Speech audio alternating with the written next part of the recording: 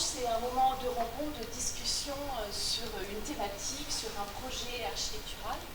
Et ce soir, nous accueillons un tandem, puisque l'idée aussi c'était de pouvoir échanger à plusieurs sur la tour réservoir qui est située au Havre, dans le quartier Caucrieville. Peut-être que certains d'entre vous ne connaissent pas bien le Havre. Donc, le quartier Caucrieville, c'est sur le Havre, ville haute, à l'est de la ville. Et donc, pour nous en parler, nous avons M. Jean-François Renaud, de l'agence architecte, de l'agence Babin Renaud Architecte, et Jérôme Jacques, de l'OGEO, avec un titre qui est... Directeur de la stratégie et des offres. Bravo, merci. Et Maxence Bourdeau-Montagne, qui fait office de régisseur thématique, mais qui pourra compléter le propos ce soir sur la tour réservoir. Pourquoi est-ce qu'on avait envie de faire un focus sur ce projet à un moment où on parle de densification de la ville, où on parle de faire avec le déjà là, d'intensification des usages? Beaucoup de questions se posent sur le logement.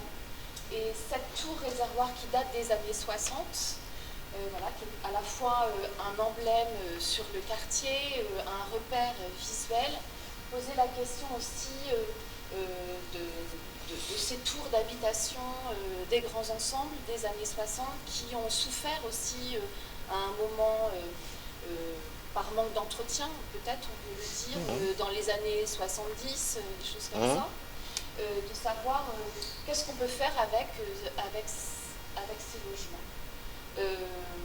Quand on a préparé cet échange, moi j'ai utilisé le mot de rénovation, de requalification, avec lesquels vous n'étiez pas complètement d'accord, et donc on va y revenir tout au long de notre échange.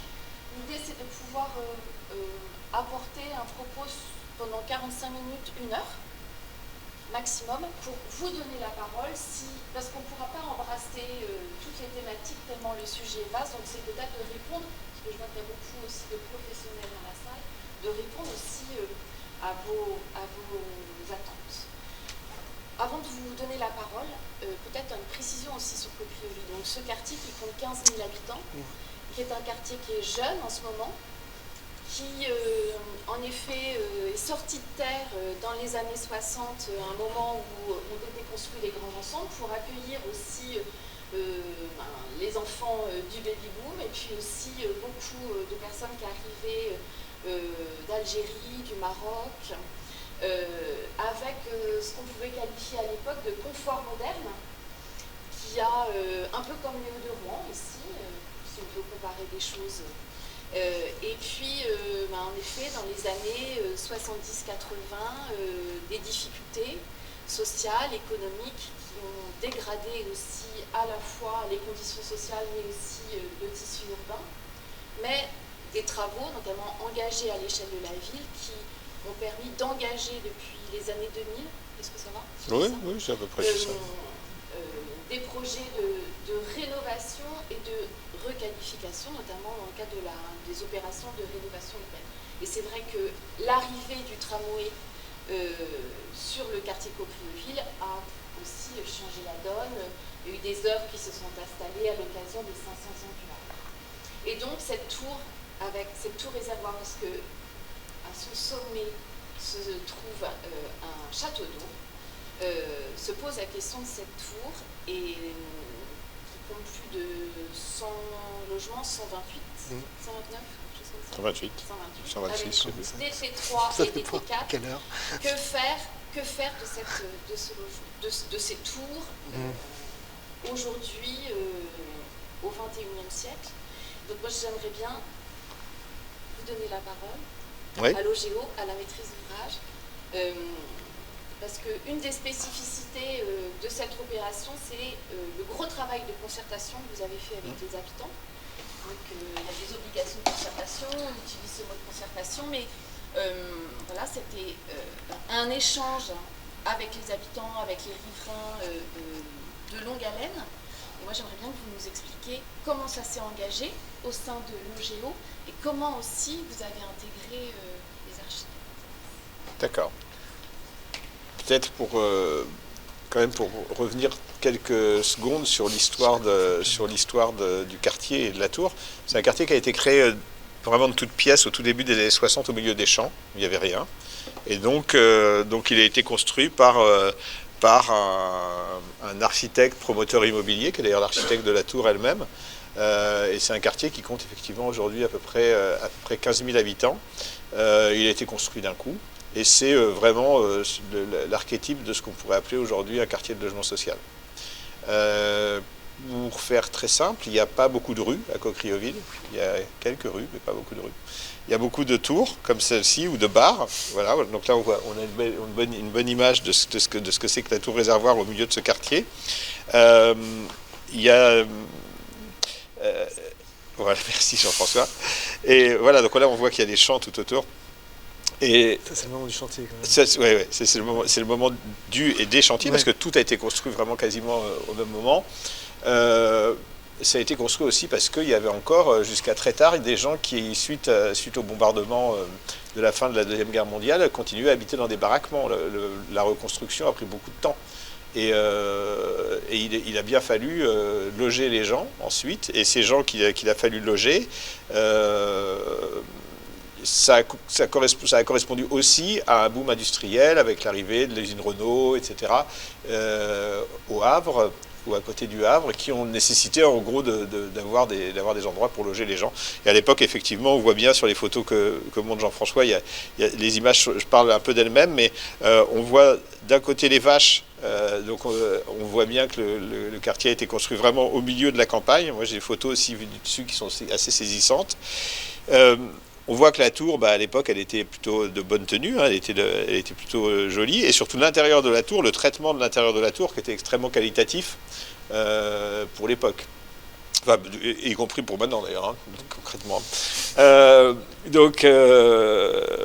Cette tour, elle s'est progressivement dégradée au fur et à mesure des années, à mesure aussi que le peuplement du quartier, la vie sociale du quartier se dégradait. Et cette vie sociale du quartier, elle s'est dégradée pour des tas de raisons, mais de manière un peu parallèle et symétrique à toute la dégradation des quartiers un peu similaires qu'il y a eu en France et à l'étranger, pas que chez nous.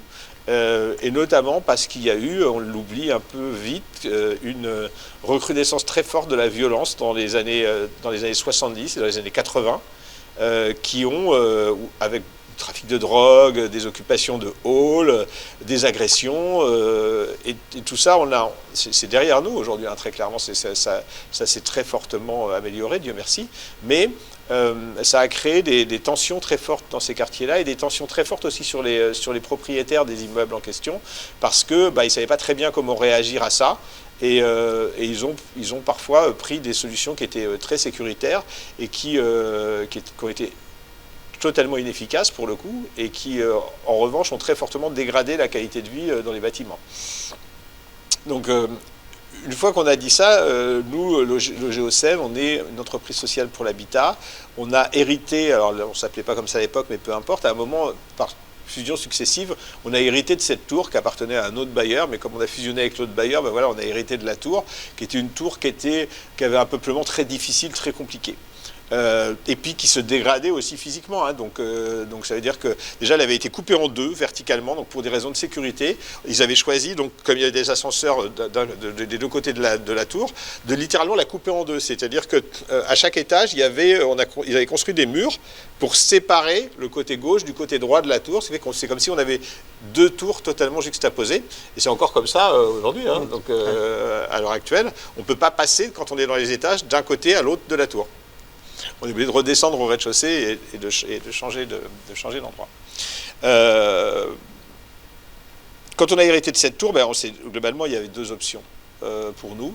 Il y avait l'option de la démolition de la tour, à un moment ou à un autre, à plus ou moins brève échéance, mais de se dire, voilà, il y a eu beaucoup de tours à Coqueriville qui ont été démolies dans le cadre de l'ANRU. On s'est dit, finalement, celle-ci a été conservée, mais à un moment ou à un autre, peut-être dans un ANRU 2, dans un ANRU 3, elle y passera, j'allais dire, elle aussi, et puis on reconstruira autre chose à la place, ou pas d'ailleurs. Mais voilà, c'est une option qui était totalement sur la table. Là, on se replace 5-6 ans en arrière, à un moment où, globalement, dynamiter une tour, c'était pas... Personne ne se posait Absolument personne ne se posait la question du fait que ça puisse poser la moindre difficulté. C'était la norme, hein, pour être clair.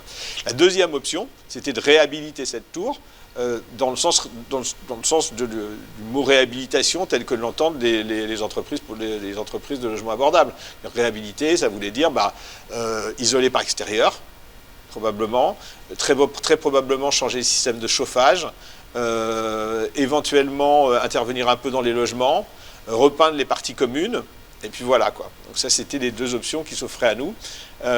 La première, on l'a rejetée très vite parce que du fait notamment du rôle un peu symbolique de la tour dans le quartier qu'on voulait préserver.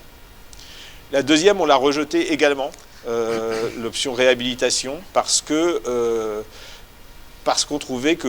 Parce qu'on s'est dit... On a eu un raisonnement très simple, en fait. On s'est dit, si on fait ça, on va redonner une petite jeunesse à la tour pendant 10 ans, mais dans 10 ans, on va se retrouver exactement face au même problème qu'on a aujourd'hui. En réalité, on va simplement reculer l'échéance du problème, et encore, on va la reculer de manière relativement faible. Donc, l'idée a assez vite germé, c'est ce que soulignait Anne, de ne choisir aucune des deux solutions en question, mais de partir sur une notion différente, qui est une notion de régénération de la tour, ou de métamorphose de la tour, c'est-à-dire d'utiliser un certain nombre de structures, et je vais passer la parole à Jean-François, de structures fortes du bâtiment pour fabriquer autre chose que ce pourquoi elle avait été construite à l'origine, c'est-à-dire en gros de la reprogrammer. Donc de ne pas se baser sur sa programmation d'origine, mais d'en faire un autre lieu, quelque chose d'autre, en se basant sur l'existant. Il y a un dispositif aujourd'hui dont vous avez peut-être entendu parler qui s'appelle seconde vue du bâtiment. Donc là, on est vraiment exactement dans cette logique-là, c'est d'amener une deuxième vue du bâtiment. On n'est pas du tout dans une logique de type réparer la ville ou réparer la tour. Réparer quelque chose, quand je répare mon vélo, je le mets dans le même état que celui dans lequel il était précédemment. Là, c'est pas ça l'idée. L'idée, c'est de transformer mon vélo en autre chose, pour le coup. Et pour ça, évidemment, Anne parlait de concertation. L'idée, ça a été, une fois qu'on avait posé quand même ces quelques principes-là, de se dire, on ne fait pas d'habitat sans habitants, donc à partir du moment où on ne fait pas d'habitat sans habitants, de travailler avec les habitants, mais les habitants au sens large, les habitants de la tour elle-même, bien sûr, mais les habitants du quartier, y compris les habitants de la ville. Parce que si on a comme objectif, notamment de transformer l'occupation de cette tour en faisant autre chose, on a forcément besoin d'aller chercher des gens qui n'y habitent pas à l'instant T, puisque sinon on va fabriquer quelque chose pour des gens qui y sont déjà. Or, c'est précisément pas ça qu'on veut faire. Ce qu'on veut faire, c'est amener des gens qui n'y sont pas. Donc la question, c'est d'aller trouver des gens qui potentiellement peuvent venir habiter la tour. Et qu'est-ce qui ferait qu'à un moment ou un autre, ils choisiraient de venir habiter cette tour qui se trouve à 20 minutes du centre-ville, accessible uniquement en tram, dans un quartier de logement social qui, honnêtement, ne donne pas très envie a priori. Donc le travail s'est fait au niveau de l'attractivité. Ça a été un peu le mot-clé qui était le nôtre, de dire comment est-ce qu'on va, d'une part, rendre de l'attractivité à la tour, et deuxièmement, se servir de cette nouvelle attractivité amenée à la tour pour recréer de l'attractivité dans le quartier. Donc d'aller au-delà de la simple réhabilitation de la tour, en tout cas de régénération de la tour, pour vraiment utiliser ça comme un effet de levier pour agir sur l'attractivité du quartier en faisant une sorte de nouvel emblème du quartier et d'élément catalyseur de son occupation et de sa vie. J'enchaîne. Oui, c'est ça. C'est là. Alors, Jérôme a très bien planté le décor. Et nous, on arrive à un moment où le Géo Seine cherche des architectes pour donner forme à cette idée de régénération. Et d'ailleurs, je ne remercierai jamais assez. Je te remercierai jamais assez d'avoir réussi à mettre en place un peu les conditions du projet sur cette tour, qui pour moi sont des conditions, et pour l'agence en tout cas, tout à fait uniques, je dirais, et assez exceptionnelles. C'est-à-dire que du coup, nous on est arrivé il y a quelques années dans cette aventure où on est arrivé avec nos yeux d'architectes, évidemment, qui ne sont pas tout à fait les mêmes que ceux du maître d'ouvrage. Je vais peut-être commencer déjà par la question du bâtiment, comment est-ce qu'on l'a perçu, ce bâtiment, et puis ensuite peut-être du processus que vous avez développé pour réussir à faire projet ensemble. Quand je dis ensemble, c'est avec tout le monde. Là, on va en parler. Alors, ce bâtiment, pour nous, il nous a tout de suite énormément marqué. Donc vous avez vu un peu les photos. C'est déjà un bâtiment très, très puissant, formellement, hein, qui est très haut. Il y a 16 étages de logement. Plus au sommet, ce volume plein qui est très massif, donc qui a une espèce de présence comme ça dans le paysage urbain de Cocrioville très très fort. Et ce sommet, cette grosse masse, c'est donc ce château d'eau, c'est donc une sorte de bâtiment équipement en fait. C'est un bâtiment où on habite, mais qui aussi sert finalement à distribuer l'eau dans l'ensemble du quartier. Donc cette idée du bâtiment machine, qui date des années 60, c'est une espèce d'idée incroyable d'arriver à mêler deux voire trois programmes, c'est-à-dire celui du château d'eau, celui de l'habitation et celui des équipements et des services aux habitants, ça je vais en parler, et qui occupe tout le socle de ce bâtiment. Bon, c'était pour nous une espèce presque d'utopie concrète réalisée là, à Cocrioville, et dont on héritait, nous, aujourd'hui, au XXIe siècle. Donc ça déjà, ça a été pour nous assez fort de découvrir, disons, et de se balader dans ce bâtiment, de découvrir le fonctionnement de ce bâtiment équipement, hein, parce que c'est pas si simple de faire un château d'eau au sommet d'un IGH de logement. Et puis un immeuble de grande hauteur, c'est-à-dire qu'on est quand même à 16 étages de logement, donc bon, il y a tout un tas de contraintes en termes de sécurité incendie qui sont pas négligeables, peut-être qu'on en parlera un peu plus tard. Et donc ça pour nous ça a été déjà très fort.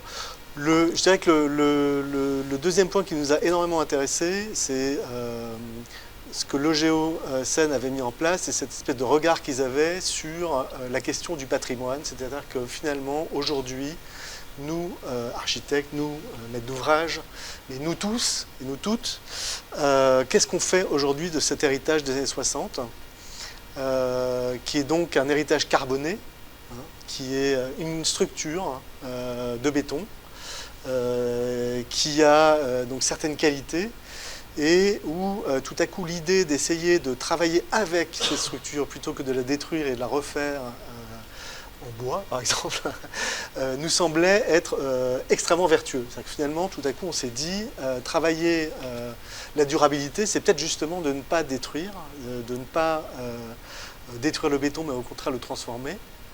Et donc, on a commencé à s'intéresser finalement à la capacité que pouvait avoir cette structure pour être transformée, pour être régénérée, comme tu disais.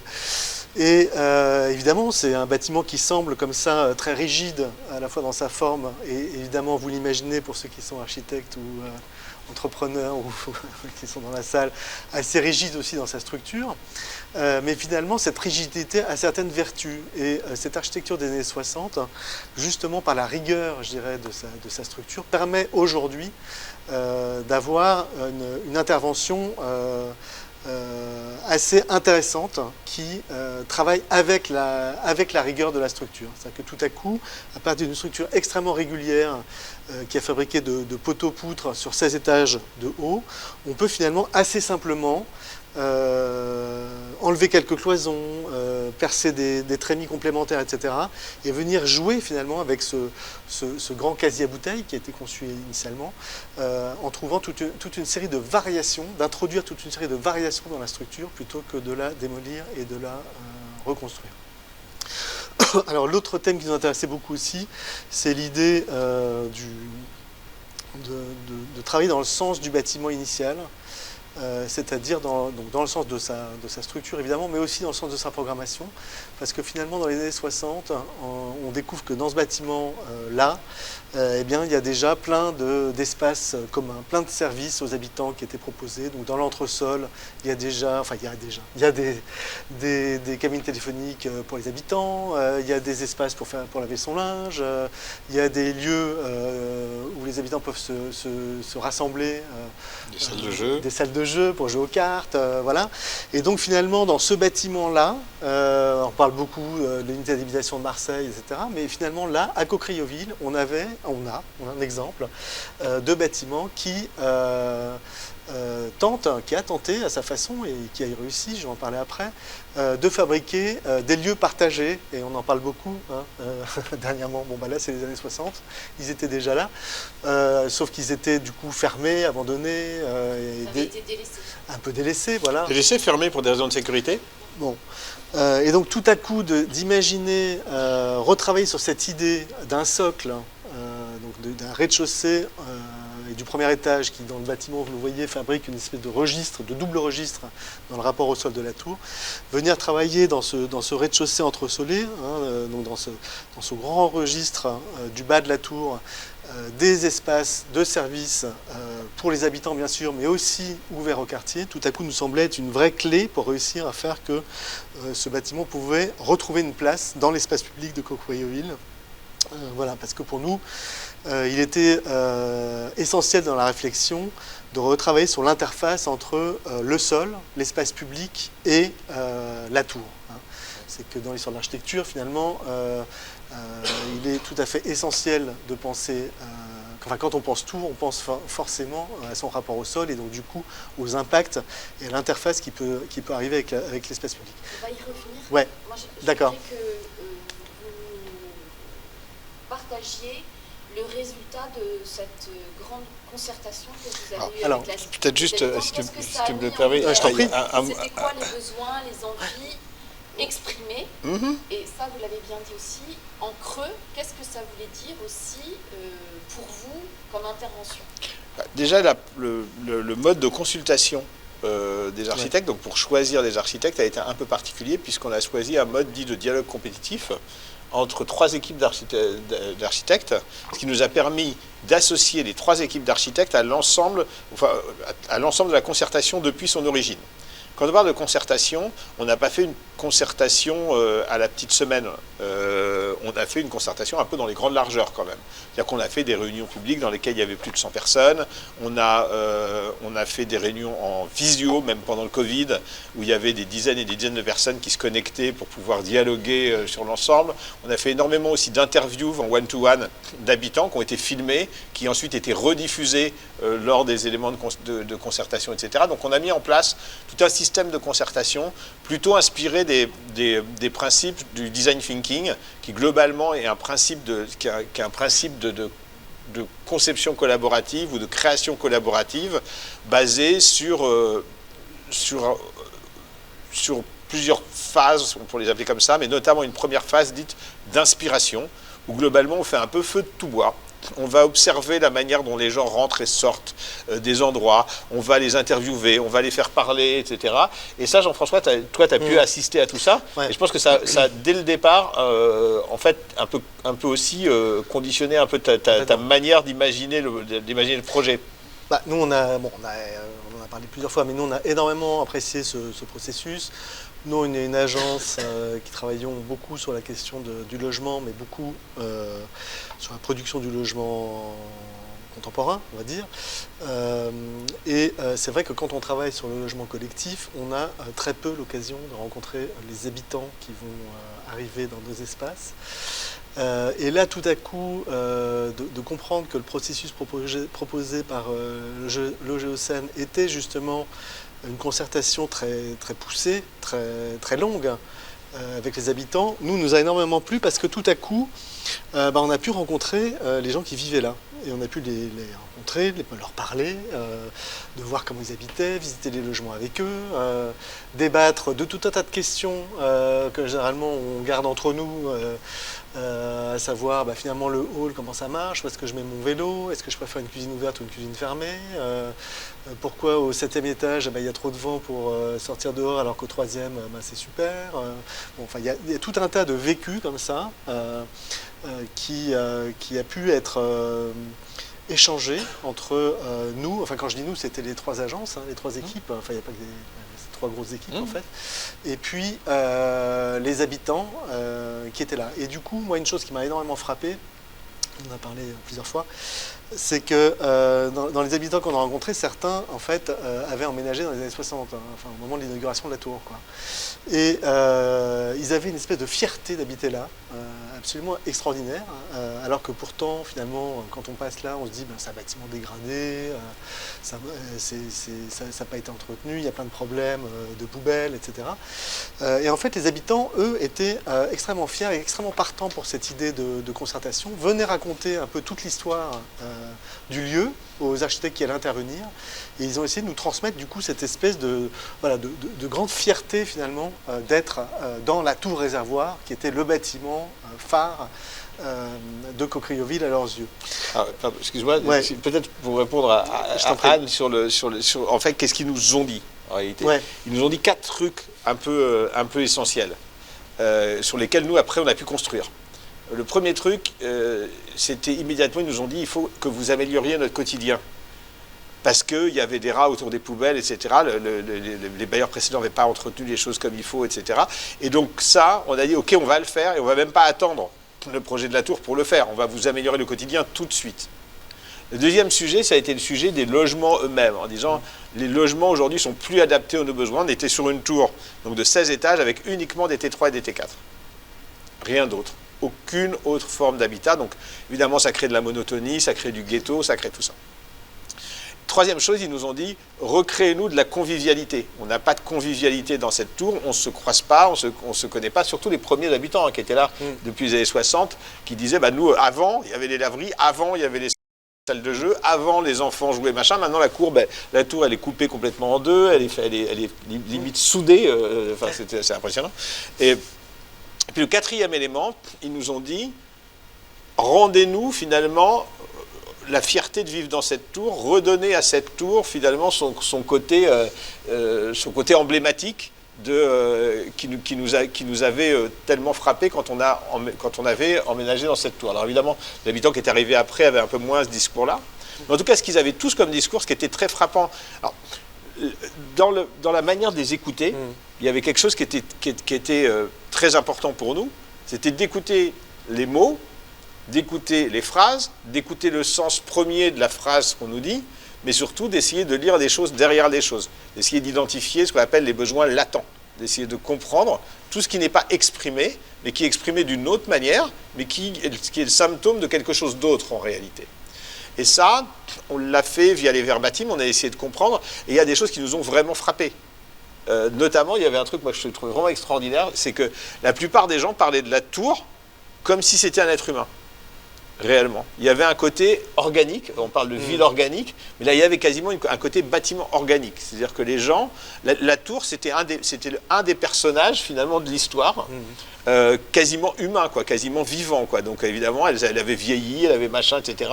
Et on sentait bien que le poids de la réalité de ce personnage un peu central de l'histoire que les gens essayaient de nous raconter ou essayaient de réécrire partiellement avec nous. Et donc personne ne nous a dit, alors, ça a abouti à quoi? Ça a abouti à, Jean-François va en parler tout à l'heure, à une extrême diversité de typologies dans la tour. Alors ça, je le laisserai vraiment en parler, parce qu'on est passé de 2 typologies à plus d'une dizaine de typologies différentes au total dans la future tour. Mais ça a abouti aussi à un travail très important au niveau du socle, qui là, pour le coup, a été vraiment, autant les logements, ça a été vraiment un travail très... vraiment d'architecture extrêmement fin, presque de dentelle, de Tetris, de mécanique, d'emboîtement, de réflexion sur effectivement tout ce qui était possible de faire avec cette sorte d'immense jeu de construction qui était à la fois très contraint et en même temps qui permettait d'ouvrir ça. Et quelque part, moi je trouve que de ce point de vue-là, Jean-François, il a fait un peu du judo avec la tour, c'est qu'il a utilisé la force de l'adversaire pour globalement renverser les choses et en faire des qualités. Et puis il y avait cette question du socle qui était centrale, parce que globalement, qu'est-ce qu'on allait faire de ce socle? On voulait nous surtout pas rentrer dans le travers de beaucoup de projets urbains ou d'architecture aujourd'hui où on dit, bah, on mettra une association, on mettra un tiers-lieu et on verra bien. De toute façon, on trouvera bien forcément, on trouvera un usage, on verra, laissons les choses ouvertes à ce stade. Non, on a vraiment voulu, nous, se saisir du truc, et dès le départ, on a fait le choix d'exploiter le socle nous-mêmes. Et après, on a retirer de tout ce que nous avaient dit les habitants, j'allais dire, essayer de distiller cette parole-là pour essayer d'en comprendre les motivations profondes et de redonner ce que nous, on estimait être le résultat de cette concertation. Donc une concertation, pour nous, en tout cas, et dans la manière dont on l'a menée à la Tour, c'est pas du verbatim, c'est pas de reprendre mot à mot ce que disent les habitants. Quand vous avez quelqu'un qui vous dit « j'aimerais bien avoir un poissonnier au rez-de-chaussée de la Tour », il faut comprendre, il faut que nous, on arrive à traduire ça. Il faut qu'on arrive à comprendre à pas le rejeter, à pas rejeter cette idée en disant évidemment on ne va pas mettre une poissonnerie en bas de la tour parce qu'on est sûr que ça ne marchera pas. Il faut qu'on essaie de comprendre pourquoi cette personne-là elle veut une poissonnerie en bas de la tour. Parce que là, ce n'est pas pour acheter du poisson en réalité qu'elle veut une poissonnerie. Il y a sûrement d'autres raisons. Et c'est ces raisons-là qui ont abouti à la conception globale d'un projet où l'élément central, finalement, de ce projet, même si les deux éléments centraux, j'allais dire, c'est de ramener du travail. Donc la notion de travail et de créativité est très très forte dans ce socle qui va être construit, donc qui va être globalement un très grand café coworking. Quand je dis très grand, c'est que ça va faire quasiment 1000 mètres carrés, hein, donc c'est un bel objet, on va dire. Donc où il y aura, comme son nom l'indique, du coworking, donc une notion de travail. La notion de travail qui est une notion c'est même pas qu'elle avait déserté Cocrioville, c'est un quartier qui n'a jamais été conçu pour accueillir du travail. Et donc là, pour le coup, on amène du travail dans cet endroit-là, on amène une raison d'y rester dans la journée, ce qui est vraiment très important. Et puis la partie café, qui est la partie convivialité, qui est extrêmement importante. Et en intégrant cette partie café coworking totalement dans le socle, et y compris, on a pourtant fait tout ce qu'on... Je ne peux pas dire qu'on ne s'est pas battu contre la réglementation, parce qu'on voulait même que les gens rentrent à travers le café coworking pour monter dans les étages. On n'a pas réussi tout à fait. On y est presque, hein, honnêtement. On y est quasiment, c'est-à-dire qu'il y aura cette illusion, en réalité, quasiment de traverser le café pour monter chez soi. Ce ne sera pas exactement ça, parce que pour des raisons de sécurité incendie, il y a des portes qui ne s'ouvrent pas tout à fait dans le bon sens, mais en gros, globalement, on y est. Et on est dans cette logique de dire on augmente le facteur de collision, on fait en sorte que les gens puissent s'arrêter à un endroit, parce que c'est en s'arrêtant qu'on se croise, qu'on se voit, alors que si on fonctionne en flux et qu'on avance en parallèle, on ne voit que la personne qui est à côté de soi, et on ne voit pas tous les gens qui sont, c'est le syndrome de l'autoroute. En gros, si vous faites Paris-Marseille, au péage, vous allez toujours voir les mêmes voitures, parce que globalement, vous avez roulé à la même vitesse que tout le monde. Si vous vous arrêtez, c'est là que vous allez voir les voitures passer, que vous allez voir tout le monde. On a besoin de ces endroits où on s'arrête. Des endroits comme Cocrioville, il n'y a plus d'endroits où les gens peuvent s'arrêter. Il n'y a plus la boulangerie où on peut faire la queue, on peut avoir un peu des small talks, comme on dit, avec les différentes personnes autour. Créer ce lieu, là, c'est créer un lieu où les gens peuvent s'arrêter, où les gens peuvent se parler. Et ça a été un des éléments clés de la Tour. Donc aujourd'hui, on se retrouve avec une programmation qui est très riche, hein, parce qu'à la fois, alors tu vas peut-être parler des logements, si tu veux bien, mais à la fois cet immense espace café coworking, rez-de-chaussée, entresol, avec des bureaux, des salles de réunion, des ateliers de création, donc avec un atelier audio, un atelier vidéo, un atelier de création graphique, une très grande salle qui fait combien ? La grande salle Flex ? Plus de 100 mètres carrés. Une grande salle de plus de 100 mètres carrés et 4 mètres sous plafond qui sera alors, un peu plus petite qu'ici, mais quand même dans laquelle on pourra faire, qui sera entièrement vitrée, dans laquelle on pourra faire plein de choses, des pièces de théâtre, des concerts, des événements, etc. Et puis, tous les nouveaux modes d'habiter, en gros les nouveaux modes de travailler, les nouveaux modes de vie, ils sont intégrés dans le socle, les nouveaux modes d'habiter qui sont intégrés dans les étages. Et peut-être tu peux dire quelques mots de la manière dont tu as retravaillé les... Je comprends bien. Voilà. Donc j'en ai un peu parlé tout à l'heure. Hein, c'est qu'en fait c'est un travail sur le travail architectural, sur la typologie elle-même. C'est un travail sur la trame. Hein. Finalement, nous on s'est dit que finalement la rigidité ou plutôt la rigueur de la trame permettait sans doute de trouver une certaine liberté, finalement, dans l'assemblage qu'on pouvait trouver de tous ces modules. Et héritant d'un bâtiment donc, dont la typologie était très homogène, donc c'est un peu ce qu'on voit en haut et qui développait que des 3 et 4 pièces. L'idée d'ailleurs avec le GESEN, c'était d'arriver à diversifier énormément finalement les types de logements qu'on pouvait trouver dans dans la tour, et il y a presque eu une espèce de jeu à un moment donné. On n'a pas gardé toutes les hypothèses, hein.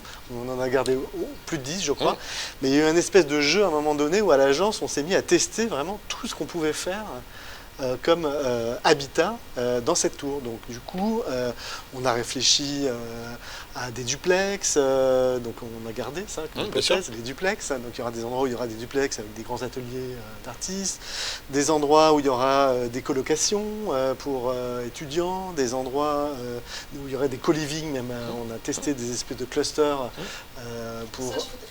pour 10 personnes.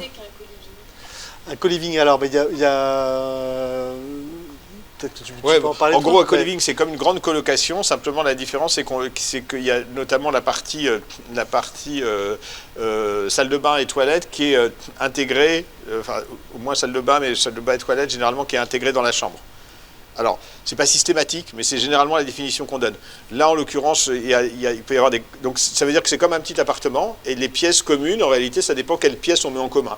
Et donc, le co-living accueille souvent plus d'habitants que une simple colocation qui est souvent limitée à 4 habitants.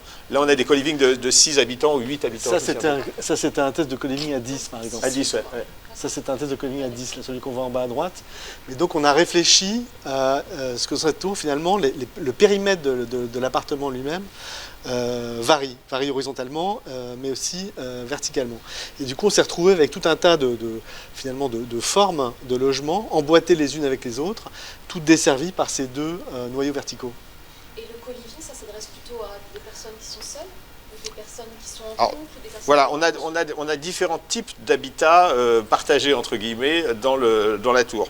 On a des colocations, j'allais dire, entre guillemets, classiques. Donc là, on va retrouver 3 personnes ou 4 personnes qui vont habiter dans le même appartement. On a 2 grands co-living, pour le coup de 6 ou 8, je ne me souviens plus exactement. Et on a également ce qu'on appelle des logements duo-famille. Donc les logements duo-famille, en gros, ce sont des logements... Duo comme un duo. D'accord. Donc des logements pour 2 familles, pour faire plus simple. Donc des logements pour 2 familles qui vont partager un même logement, et donc il y aura des pièces de leur... J'aime pas tellement cette mode, ce principe de séparer pièces de jour, pièces de nuit. Je trouve que c'est un peu daté, mais quand même, là en l'occurrence, il y a une vraie logique fonctionnelle à ça, puisqu'on a comme 2 petits appartements avec simplement les pièces de nuit, salle de bain et 2 chambres.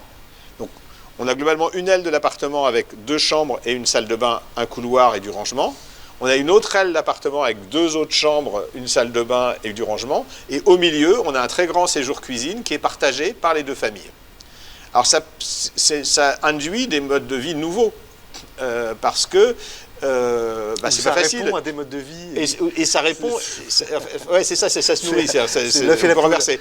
C'est ça. Mais en gros, à quoi ça correspond, à qui c'est destiné, globalement, principalement. Après, on ne sait pas comment les gens vont s'en saisir, mais c'est plutôt destiné à des familles monoparentales. Il faut savoir qu'en France, aujourd'hui, 80% des familles monoparentales, c'est des femmes seules avec des enfants.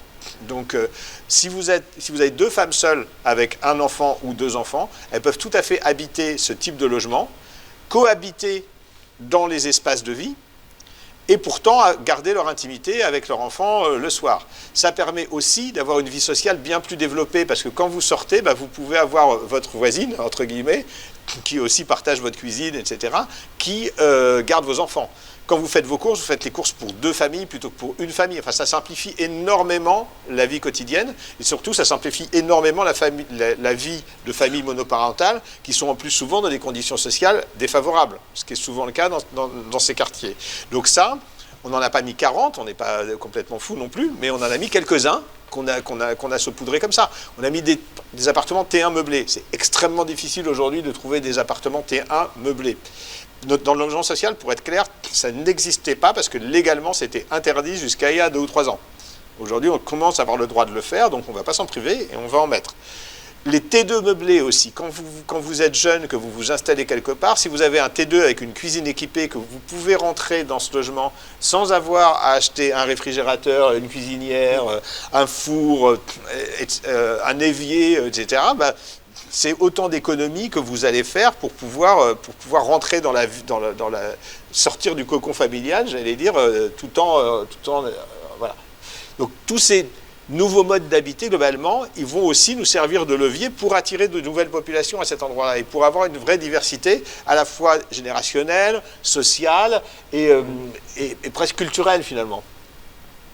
D'autant que dans toute cette espèce de variation de typologie, de morphologie d'habitat, il y a toute cette offre du socle, en fait, qui, du point de vue de l'habitant de la tour, va fonctionner comme une sorte de prolongement de son propre logement. C'est-à-dire que tout à coup, dans cette tour, quand on a un logement, si le confinement revient, ou pas d'ailleurs, mais tout à coup nos habitudes de travail ont un peu changé quand même, et tout à coup là il y a à l'entresol, au premier étage, des lieux de coworking qui vont pouvoir être réservés par les habitants, ils vont pouvoir descendre pour travailler là, les enfants vont pouvoir venir travailler dans le café, il y a des espaces qui sont réservables aussi par des associations qui sont dans le bâtiment pour pouvoir se rencontrer, retrouver la question du jeu de cartes, exactement, il y a etc. des laveries collectives. On a réintégré les laveries collectives. Et donc du coup, il y a une espèce on s'est, vous et nous, finalement, pris au jeu d'essayer d'imaginer tout un tas de scénarios possibles pour réactiver un peu l'idée que le bâtiment, l'idée de ce bâtiment à l'origine. Et puis ça nous a beaucoup inspiré, nous, derrière, tout le travail de conception, de concertation sur la tour réservoir, il a finalement, il a presque naturellement induit une nouvelle forme de vision et de stratégie de l'entreprise Logéocène par rapport à sa mission et son travail. Notamment sur un concept sur lequel on travaille aujourd'hui de plus en plus, qu'on appelle l'habitat augmenté. Alors, l'habitat augmenté, c'est l'idée qu'une entreprise sociale pour l'habitat, c'est l'entreprise qui est sociale, c'est pas le logement qui est social, et l'habitat et le logement, c'est quand même pas tout à fait la même chose. Donc l'habitat, c'est beaucoup plus large que le logement. Donc la logique derrière l'habitat augmenté, c'est quoi? C'est de dire que finalement, quand on conçoit ce genre d'objet, on va dire, on travaille sur trois choses. On travaille sur les espaces, et ça, c'est Jean-François qui est le designer des espaces, c'est son travail. On travaille sur des équipements, il ne faut surtout pas négliger les équipements. Les équipements, ils sont fondamentaux aujourd'hui dans un logement. Un logement, ce n'est pas que de l'espace, il y a tout un paquet d'équipements qui vont avec et qui sont extrêmement importants. Et on travaille sur du service. Donc on a un triangle espace, service, équipement qui globalement représente notre offre. Nous, Logéocène, nous, entreprise sociale pour l'habitat, notre offre, ce qu'on propose aux habitants, c'est un triangle espace, service, équipement. Et c'est ça qu'on propose. Et ça, je peux l'illustrer de manière extrêmement simple. Quand vous avez 23 ans et qu'on vous propose une colocation, ce n'est pas l'espace qui compte. Ça ne va pas être l'espace qui va compter. Ce qui va compter, c'est avec quel colocataire vous allez vous retrouver dans cet espace. Beaucoup plus que s'il fait 5 mètres carrés de plus, 3 mètres carrés de moins, ou s'il est bien orienté plein sud ou pas. Et nous, notre boulot, c'est de trouver les bons colocataires pour un colocataire. Et ça, c'est du pur service. Ça, c'est uniquement du service, ce n'est pas du design d'espace. Les designers d'espace, aujourd'hui, on les connaît, il y en a des très bons et qui savent justement travailler avec nous sur le concept global d'habitat augmenté. Mais de notre côté, les équipements, on sait qu'il y a des équipementiers qui travaillent, qui savent nous faire des choses extraordinaires. C'est sûr que si on fait un coworking et que derrière, on n'a pas un bon réseau Wi-Fi, qu'on n'a pas des ordinateurs corrects, qu'on n'a pas des meubles d'immobilier qui est adéquat, etc., ça sera nul, ça ne fonctionnera pas. Et derrière, il y a les services, et nous, on se vit et on se pense finalement comme des designers de services, d'une certaine manière. Donc, on est un ensemblier, on design les services, on travaille avec les architectes qui designent les espaces, on travaille avec les gens qui fabriquent des équipements ou qui louent des équipements pour arriver à proposer une offre complète. Si on ne pense pas l'ensemble à l'avance et de manière cohérente, ça ne marche jamais. Si on essaie de faire rentrer du service a posteriori dans un bâtiment qui est déjà fabriqué pour telle ou telle autre chose, ça ne fonctionne pas. Ça peut fonctionner, il peut y avoir des miracles, mais honnêtement, 9 fois sur 10, ça ne fonctionne pas. Essayez de travailler dès le départ. Alors évidemment, selon les projets, c'est la partie espace qui va être la plus importante, d'autres projets, ça va être la partie service qui va être la plus importante, etc. Donc il y a un petit cocktail à chaque fois, mais les cocktails, il y a toujours les trois mêmes ingrédients. Ces trois ingrédients-là, c'est ça qu'on appelle l'habitat augmenté, c'est ça qu'on veut promouvoir, et c'est de cette manière-là dont on veut travailler, en gros. pour travailler cette matière-là, il faut qu'on travaille en écosystème parce qu'évidemment, on peut se vivre comme designer de service. Vous pouvez vous vivre comme designer d'espace, mais à un moment ou à un autre, on ne sait pas tout faire nous-mêmes. On a besoin de tout un écosystème dans lequel on met évidemment les habitants, on met évidemment les collectivités, on met aussi des artistes, on met aussi des universitaires, on met aussi des urbanistes, on met plein de gens dans cet écosystème qui vont nourrir globalement une sorte de travail collectif un peu sur le long terme et qui va nous permettre derrière d'essayer de sortir des choses qui sortent des sentiers battus, qui soient plus efficaces et qui répondent réellement aux nouveaux besoins, au logement de demain, quoi. Et notamment en parlant de nouveaux besoins, qu'à la sortie du Covid, du confinement, on a beaucoup parlé des espaces extérieurs, du besoin de balcons, de terrasses, etc. Est-ce que vous avez prévu notamment de rajouter, parce qu'on voit ça aussi, de rajouter des balcons, etc. Alors, oui, ce dont on n'a pas encore parlé, évidemment, c'est un peu toute l'actualisation technique, on va dire, du bâtiment. C'est-à-dire qu'on a beaucoup parlé de sa structure, de héritage carboné, etc. Mais c'est vrai qu'il y a toute la question de l'enveloppe, d'une part, et puis aussi de toute la question des fluides, etc. Mais pour parler du rapport intérieur-extérieur, c'était ça la question, et des espaces extérieurs, du coup il y a tout un travail, peut-être qu'on va voir un petit peu plus loin, si je prends mes lunettes. Voilà. Tout un travail finalement sur l'enveloppe dans ce projet, pour évidemment travailler d'une part thermiquement l'enveloppe pour qu'il y ait moins de déperdition et qu'on arrive à un bâtiment qui soit le plus vertueux possible thermiquement. Et puis aussi un travail sur finalement l'usage et l'usage domestique finalement du rapport intérieur-extérieur dans cette tour. Et nous, on s'est emparé de cette question, finalement, en fabriquant, en travaillant toujours sur cette trame, donc toujours comment cette structure des années 60 peut être aussi, pour avoir des vertus et être aussi, finalement, un lieu de liberté.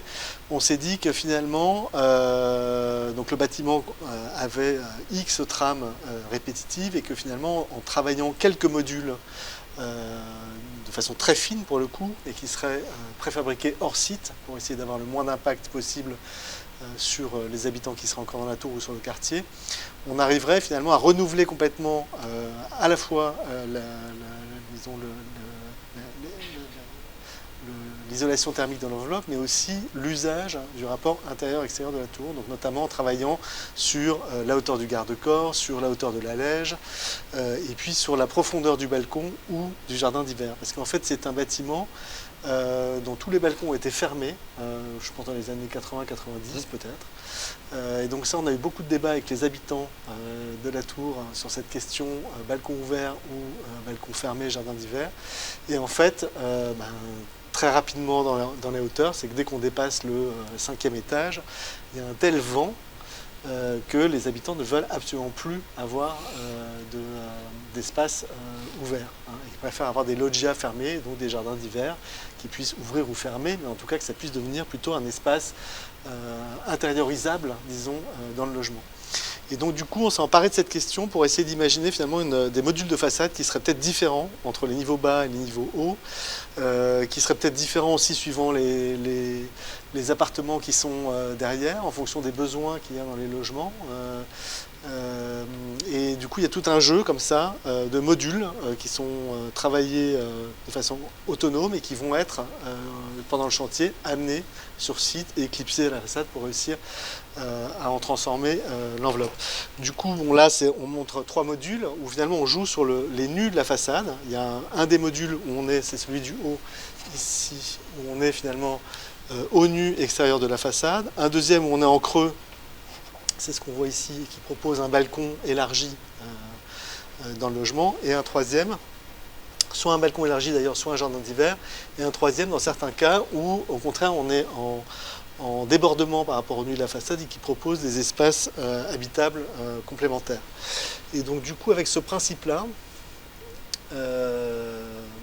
on arrive finalement, c'est ce qu'on voit un peu dans cette image-là, à travailler différents nus de façade dans cette trame du bâtiment existant.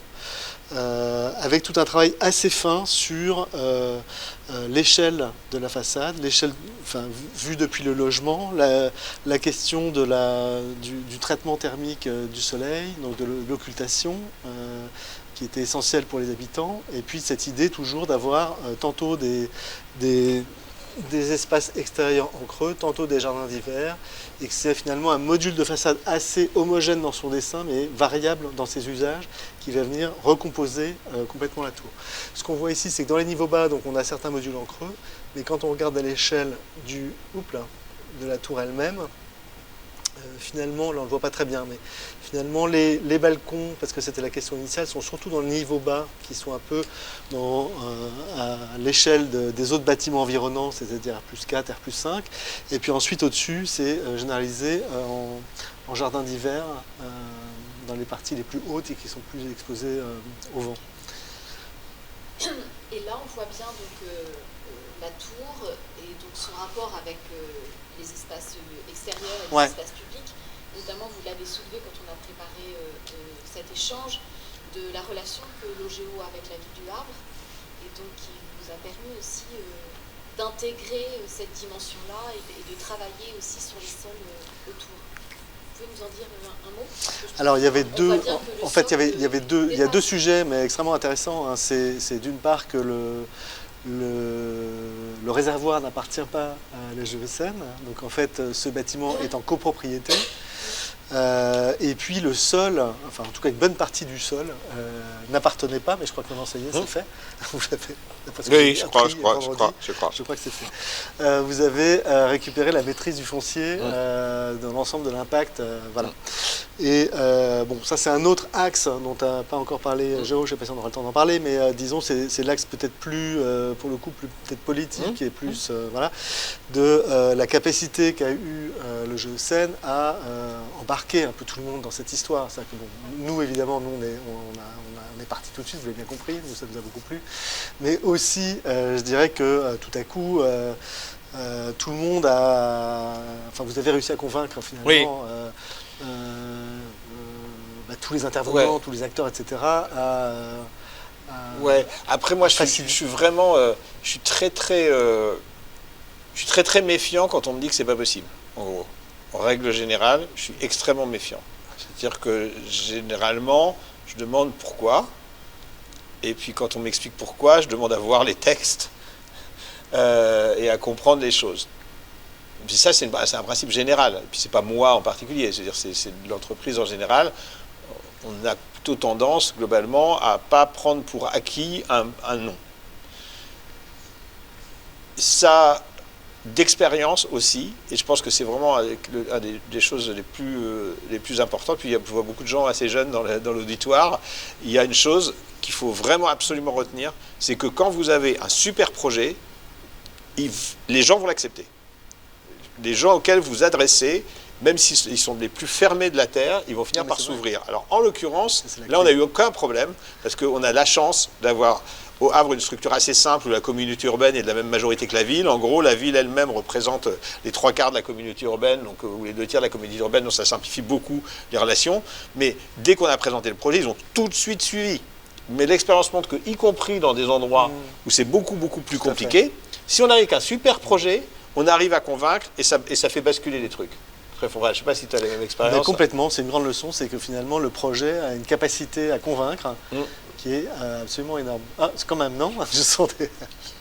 Un super projet. Il y a des architectes là beaucoup qui défendent des super projets. Je ne suis pas sûre qu'à chaque fois on dise tout le temps oui. Non, pas toujours, mais... Après, après, quand on parle d'un super projet, il y a une fois de plus cette composante espace, service, équipement. C'est-à-dire qu'un super projet, ça ne peut pas être que de l'espace, ou que du volume, hein, j'ai dit espace pour simplifier, mais ça ne peut pas être que de l'architecture. Là, pourquoi ce genre de projet, aujourd'hui, fonctionne? Alors, ce qu'on a fait, d'ailleurs, c'est qu'on l'a prototypé. C'est-à-dire que le socle de la tour, qui doit faire 800 ou 1000 m², on savait que ça prendrait des années avant que la tour soit rénovée, régénérée, reprogrammée, métamorphosée, etc. Donc, on s'est dit, OK, Et en plus, on avait un énorme point d'interrogation. Est-ce que, globalement, un café coworking social, entre guillemets, peut fonctionner ou pas dans un quartier en QPV? Donc, qu'est-ce qu'on a fait? Pendant que Jean-François travaillait, on en a fait un. On en a créé un qui fait 350 mètres carrés, pour le coup, qui est un peu plus petit, c'est une maquette. Belle maquette, quand même, déjà. Au Havre, dans une nouvelle allée qu'on venait de créer. On a dit, finalement, on avait des commerces en rez-de-chaussée qu'on devait louer. On s'est dit, finalement, on se réserve 350 mètres carrés pour nous et on va prototyper le truc. Et on a fait un café coworking avec une grande salle flex pour organiser des spectacles, etc. Ça fait maintenant 16 mois que c'est ouvert et que ça fonctionne incroyablement bien. C'est-à-dire, quand je dis incroyablement bien, c'est qu'on a en moyenne 120 visiteurs par jour. On vend plus de 100 boissons par jour, en moyenne 120, 130 boissons tous les jours. On fait à manger le midi, on fait des cookies, on fait tout maison. Et donc c'est l'Ogéocène qui s'est reconverti, entre guillemets. Donc on a embauché des cuisiniers, on a embauché des serveurs, on a fait tout ça et on compte le faire aussi sur la tour réservoir. Et comme ça fonctionne, on a le projet en fait d'en faire une dizaine en Normandie. Donc prochainement, on l'espère rapidement à Rouen, juste à côté de Rouen pour le mois de septembre, à Biorel. Donc ouais, c'est un scoop que je vous annonce. Et donc il y aura un Access, ça porte un nom, donc on l'a brandé aussi, on a créé un nom pour ces lieux-là, parce que sinon ça ne fonctionnait pas, sinon je vous aurais dit café coworking toute la soirée. Donc ça s'appelle Access, A-X-E accent grave S, et donc les Access, ce sont ces fameux lieux qui sont devenus nos lieux de proximité finalement, les lieux de proximité. Ça remplace en quelque sorte les loges de gardiens, mais c'est à puissance 10, quoi. Et ça, on va les disséminer sur tous les endroits où l'Ogéocène a du patrimoine significatif. Biorel, on a plus de 1000 logements. Ça fait tout à fait du sens de créer ce genre de lieu à cet endroit-là. Ça fait tout à fait du sens de l'animer. Pour nous, c'est économiquement tout à fait viable. C'est-à-dire que le lieu quasiment s'autofinance. Et puis, la construction du lieu lui-même, dans son fonctionnement, il s'autofinance. Et la construction du lieu lui-même, comme je le disais tout à l'heure, les beaux projets, généralement, suscitent pas mal de mobilisation. Et donc, du coup, on arrive à les financer assez facilement et à obtenir des aides assez facilement. Et tu as oublié de dire, Jean-François, que ce projet est lauréat du programme Engagé pour la qualité du logement de demain. Voilà. Qui est globalement un programme national qui regroupe une petite centaine de projets qui sont emblématiques de ce que sera le logement de demain en France. Ça fait partie d'un autre ensemble européen, de grands projets européens. Voilà. Je vois le temps filer. Oui, pardon. Avant de vous donner la parole, où est-ce qu'on en est aujourd'hui dans le calendrier? La tour est vide? La tour est presque vide. La tour est presque vide. Le début du chantier? L'appel d'offres va bientôt être lancé. Voilà. Donc début du chantier, on espère cet été. Et donc une rentrée dans les premiers logements Dans 2 ans? Oui, c'est ça. Ouais. Un peu plus de 2 ans. Le début du chantier, c'est un peu après cet été, je pense. Ouais, c'est le septembre, c'est ça? 2027. Tu sais, C'est ça, 2027. Ouais. Ouais. Et vous ouvrez d'abord le socle avec les services. On va tout ouvrir en même temps. Ouais. L'idée, c'est de tout ouvrir en même temps. C'est un challenge, hein, parce que du coup, nous, on travaille aussi avec des architectes d'intérieur, donc il va y avoir une nouvelle façon aussi de travailler pour Jean-François avec nous, parce que les architectes d'intérieur, pour nous, ils sont importants dans le sens où ils donnent l'identité à nos lieux Access. On peut pas, c'est pas tout à fait le même métier, c'est pas tout à fait la même chose. Pour autant, on veut évidemment que ce soit Jean-François qui porte le projet d'architecture, donc il y a une collaboration à créer. C'est le fameux écosystème que je décrivais tout à l'heure, où tout le monde doit réussir à fonctionner ensemble. Nous, on a besoin que nos Access soient brandés de la manière dont ils doivent être brandés, en gros. Et Jean-François, lui, a besoin que ces espaces fonctionnent, soient spectaculaires et fonctionnent de manière... et soient jolis sur ton book et sur ton site internet. Non, pas uniquement. non, mais on se comprend très bien. En fait, le truc, c'est que au départ, c'est vrai qu'on a appris à se connaître, on ne se connaissait pas du tout, hein, donc on s'est rencontrés à l'occasion de ce projet, hein, pour être clair, donc on ne se connaissait vraiment pas du tout. Ça fait combien de temps que vous travaillez ensemble? 4 ans, facilement. Ouais, c'est ça, ouais. Ça fait 4 ans Ouais. et le chantier n'a pas encore commencé. Non. Alors à ça, il y a... Ouais. Quand on dit que c'est un temps long, c'est... ça fera... Oui, ça fera... Et que, nous 7 ans. Maison d'architecture, qui sont sur le décryptage aussi et qui emmenons les gens sur le terrain, et souvent, nous, grand public, on a l'impression que parce que ça n'a pas commencé, les professionnels ont abandonné le projet ou dorment finalement, et on voit bien que c'est une partie extrêmement importante du projet. Bien sûr. Qui Mais là, même s'il n'y avait pas eu le Covid, on était sur un processus qui était de toute façon De long. toute façon, non. Parce que toute cette concertation très approfondie a été longue. Bien sûr. Je pense que la consultation a duré 1 an. Ouais, plus d'un Oui, mais an. peut-être à cause du Oui, à cause du Covid, c'est vrai. Mais il y avait au moins, je pense, 1 an de consultation prévu Oui. initialement. Oui.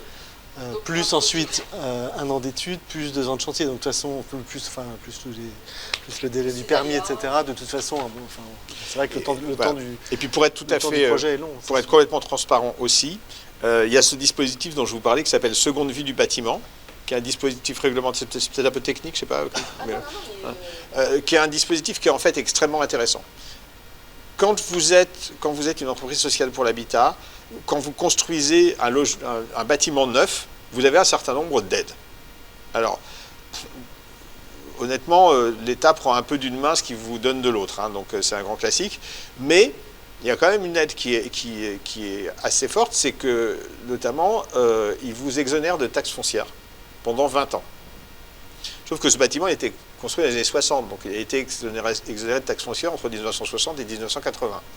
On voit bien que ce qu'on est en train de faire sur ce bâtiment, c'est pour ça que ce n'est pas une réhabilitation, ça se rapproche beaucoup plus d'une construction neuve, en termes d'investissement et de quantité de travail effectué, que d'autre chose. Et donc, pour autant, comme ce n'est pas une construction neuve, de fait, eh ben, on n'a pas droit à ces 20 ans d'exonération de taxes foncières. Et puis, il y a la problématique des loyers. Si on se contente d'une réhabilitation, quel que soit le montant qu'on met dans la réhabilitation, on va pouvoir augmenter les loyers de 10%. Mais on part sur des loyers qui sont incroyablement bas sur la tour réservoir. Ce qui veut dire que, globalement, si on réhabilite, on va avoir une équation économique qui va être quasiment impossible à atteindre parce que, sauf à ce que l'OGEO, ce que l'OGEO fait volontiers hein, sur certains projets comme ça, paye de sa poche, j'allais dire, ressortent en fonds propres une grande quantité, mais c'est une opération qui est totalement inéquilibrable, hein, globalement, sur le papier. Et donc, il y a des gens un peu conscients de cette problématique-là, qui se sont saisis, à la demande d'un certain nombre de professionnels d'ailleurs, hein, qui se sont saisis de cette problématique-là et qui ont dit, lorsque vous faites des travaux aussi conséquents que ça, on considère que vous n'êtes plus dans une réhabilitation, mais vous êtes dans une seconde vie du bâtiment, et là, vous allez pouvoir fixer des loyers qui seront des loyers de marché par rapport à l'offre que vous allez proposer, marché toujours social hein, bien sûr, hein, mais qui n'auront aucune raison d'être moins chers que le logement d'à côté qui a été construit dans les années 80, ce qui n'aurait vraiment de fait aucun sens, qui seront plus confortables, etc. Premier élément. Et deuxièmement, on va vous exonérer de taxes foncières. Donc ça, ce dispositif de seconde vie du bâtiment, il a mis un certain temps à se mettre en place. Il est en train de sortir aujourd'hui, il est en train de devenir officiel aujourd'hui en Normandie. Et donc vous allez pouvoir en bénéficier. Et on va pouvoir en bénéficier sur la tour. Alors évidemment, il y a toujours des conditions complexes sur ces trucs-là. Et donc l'une d'elles, c'est qu'il ne faut pas que le chantier ait commencé pour y avoir droit. Donc du coup, on a attendu suffisamment longtemps. On s'est dit on peut attendre 3 mois de plus, 3 mois de plus, le temps que le dispositif soit en place pour justement nous permettre d'en bénéficier. Parce que c'est totalement, il rentre complètement dans en tout cas dans l'intention, exactement, dans l'intention du législateur, en l'occurrence. Alors on n'a pas pu tout aborder parce qu'il y a plein d'autres aspects, etc. Mais peut-être que vous avez envie qu'on aborde un aspect plutôt qu'un autre. Je vais vous donner la parole. Est-ce que vous avez des questions, des interrogations, des remarques? Bonjour, Jérôme Gassier, du bâtiment Roquette. On comprend que le projet est un laboratoire, un énorme laboratoire, que le socle Tiralu Access fait déjà des petits, ça c'est bravo. Est-ce que les configurations de logement, pour les jeunes, pour les seniors, est-ce que ça aussi ça va faire des petits sur les prochaines régénérations de votre programme? Oui. Oui. En fait, si on veut éviter l'effet ghetto, si on veut éviter les problèmes d'occupation, il faut de la diversité. Mais quand on parle généralement, les gens parlent de mixité, nous on préfère parler de diversité. Et quand on parle de diversité, on imagine ça de choses. En gros, l'idée, c'est que ça soit qu'il y ait une diversité sociale, une diversité culturelle, une diversité d'occupation, parce que la diversité, ça enrichit, donc c'est le principe de base. Et on se rend compte que tout simplement, diversifier les types d'habitat, ça diversifie de fait les populations qui vont y habiter.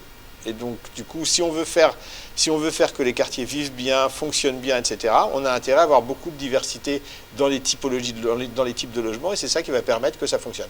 Dans les types de logements, mais pas que dans les types de logements, dans les fonctions du bâtiment aussi.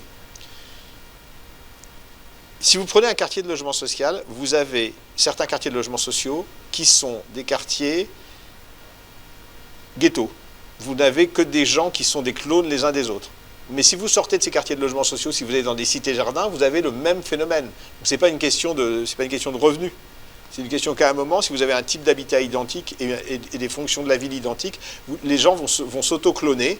Pourquoi? Parce que comme il n'y a pas de lieu dans lesquels les gens se rencontrent, c'est vraiment un élément hyper important. S'il n'y a pas de lieu dans lesquels les gens peuvent se croiser, se rencontrer et se voir, le seul moyen finalement de rencontrer son voisin, le seul moyen d'avoir un moment avec son voisin, c'est de le faire entrer dans sa propre intimité. C'est-à-dire de l'inviter chez soi, pour dire les choses plus simplement et plus directement. Quand vous habitez dans un appartement et que vous faites rentrer quelqu'un dans une tour de logement social, ben la personne que vous allez faire rentrer, comme on est tous un peu, c'est un peu humain, on va faire rentrer son clone. On va faire rentrer la personne qui vous ressemble. C'est elle que vous allez faire rentrer dans votre intimité. Mais quand vous habitez un pavillon dans une cité-jardin, c'est la même chose. Votre intimité, c'est votre jardin, et c'est ce qu'on appelle, c'est ce que Jacob appelle ça la sociologie du barbecue, mais c'est vraiment ça. Vous allez faire rentrer votre voisin dans votre intimité, pas forcément à l'intérieur de la maison, mais dans le barbecue. Et lequel? Celui d'à côté et celui encore d'à côté. Et comme par hasard, vous avez des enfants du même âge, qui vont à la même école, machin, etc. Donc, et de nouveau, ça reclone. Pourquoi? Parce que ceux qui sont extérieurs à ce système-là, ils vont se sentir exclus. Le jour où ils vont déménager pour aller ailleurs, ils vont être remplacés par quelqu'un qui, lui, est du même... rejoint finalement un autre clone au bout du bout. Donc créer de la diversité de logements et créer de la diversité de fonctions, c'est fondamental. Un logement aujourd'hui dans une cité-jardin ou d'un quartier de logement social, ces quartiers-là sont infiniment moins divers, ils génèrent beaucoup moins de diversité que des quartiers très chics à Paris. Vous allez dans un quartier très chic à Paris qui pourrait être considéré comme un ghetto de riches absolu, c'est pas vrai qu'il n'y a pas de diversité. Il y a de la diversité. Vous allez avoir des chauffeurs de taxi, vous allez avoir des plongeurs pour le restaurant d'à côté, vous allez avoir des chambres de bonne qui vont être occupées, certes toutes petites, cette machin, mais cette diversité sociale, il y aura une grande majorité de gens qui ont beaucoup d'argent, mais vous allez quand même avoir une diversité sociale parce qu'il y a des lieux de travail qui amènent des gens extérieurs. Vous allez avoir des femmes de ménage qui vont venir nettoyer, etc. Et donc vous allez avoir des gens qui malgré tout vont se croiser. Dans certains de ces quartiers, dans les cités-jardins, etc., ça n'existe pas. Ces gens-là ne se croisent pas. Là, Maxence a projeté l'allée Aimé Césaire, donc le premier espace Access. On avait fait visiter dans une édition. Voilà, donc voilà à quoi ça ressemble. Alors là, il est vide, hein, le lieu, parce que pour la photo, mais on voit, tout simplement, c'est un grand café, hein, tout simplement, je peux pas le décrire mieux que ça, avec des œuvres d'art, c'est correctement meublé, il y a une belle terrasse, et voilà, et c'est ici qu'on accueille, comme je vous le disais, tous les jours, plus de 100 personnes. Et ça sera ça qu'on aura, ce sera ce type de lieu qu'on aura en rez-de-chaussée de la tour réservoir, en plus grand, et avec aussi une composante de lieu de créativité plus forte que là, où là c'est vraiment un espace de coworking assez classique finalement. Et si c'est... Bonsoir, Olivier, en architecture, architecte. Déjà, j'adore le projet, je tiens à vous dire, vraiment top. Et j'adore la diversité de logements. Et du coup, je me posais la question de savoir si à la suite des concertations, à la suite de toutes les études, est-ce que vous avez présenté les logements aux habitants et comment ils l'ont reçu? Oui, il y a eu une présentation, alors pas des logements habitant par habitant, mais disons des pistes de réflexion sur l'intérieur du logement. On n'en a pas parlé, mais enfin, il y a eu tout un tas d'autres sujets que ceux dont on a parlé ce soir, mais notamment cette fameuse question de la cuisine ouverte ou fermée, sur toutes les options possibles pour la rénovation des logements intérieurs et la diversité qu'on apportait dans leur bâtiment. Donc ça a été présenté. Nous, ce qu'on avait imaginé, j'avais expliqué ça, j'en parle en 2 secondes, hein, c'est que finalement, on se retrouve avec un bâtiment qui n'est plus rempli à 100% et qui du coup permettrait d'avoir une espèce de choix à la carte des habitants qui peuvent soit rester dans leur logement, et souvent les personnes âgées préfèrent rester vraiment là où elles sont parce que c'est un vrai traumatisme souvent de déménager. D'autres peuvent choisir de déménager dans la tour elle-même pour choisir un autre logement différent du coup en termes de typologie, étage, orientation, etc. D'autres enfin décident de partir ailleurs. Mais donc du coup dans ce choix à la carte, on a imaginé que chaque habitant pourrait choisir du coup le type de logement dans lequel il voulait aller, non pas en nombre de pièces mais aussi en termes de configuration d'espace, en termes de dimension des pièces, parce qu'aujourd'hui c'est un bâtiment qui a que des T3, des T4, mais surtout que des pièces à peu près de la même taille. C'est-à-dire que finalement chaque appartement est une collection de petites pièces, alors que du coup dans certaines typologies qu'on propose, tout à coup il y a des grands espaces ou d'autres petits, il y a une espèce de hiérarchie qui est proposée dans la dimension des espaces au sein même d'un logement. Et donc il y a une grande variation qui est, on l'avait imaginé comme ça en tout cas, laissée au libre choix des habitants en fait. Voilà. Donc, je ne sais pas si ça répond à votre question. Pas tout à fait. C'était la question, c'était est-ce qu'on a présenté le projet, c'est ça? Leur retour? Oui. Alors c'est une demande de leur part, c'était vraiment une demande de la part des habitants d'avoir une plus grande diversité dans les logements. Parce qu'ils se rendaient compte eux-mêmes qu'il y avait quand même une difficulté de ce point de vue-là avec des typologies trop semblables. Et ensuite, nous, on a rencontré, chacun des habitants a été rencontré par les équipes de Logéo individuellement pour leur présenter les différentes possibilités qu'ils avaient. C'est-à-dire soit de rester dans la tour, dans le même appartement, donc de réinvestir un appartement en tout cas du même type que celui qu'ils avaient aujourd'hui, soit d'aller vers un autre type d'appartement au sein de la tour, soit carrément de quitter la tour et de s'installer ailleurs. Et sur les espaces, sur le projet du socle, il a été présenté effectivement aux habitants qui étaient un peu dubitatifs et curieux, quoi, j'allais dire, mais en tout cas pas du tout, pas du tout hostile, au contraire. Pas du tout, au contraire. Non, la réaction c'était plutôt des promesses, on attend de voir, quoi. Ouais. Et on a même eu certaines références disant ça va être trop beau pour nous. Non mais il y avait un côté comme ça. Ils disaient oui c'est bon là, c'est quoi cet esbrouf là quand On n'a pas eu du tout la question sur le bruit pour le coup. Oui.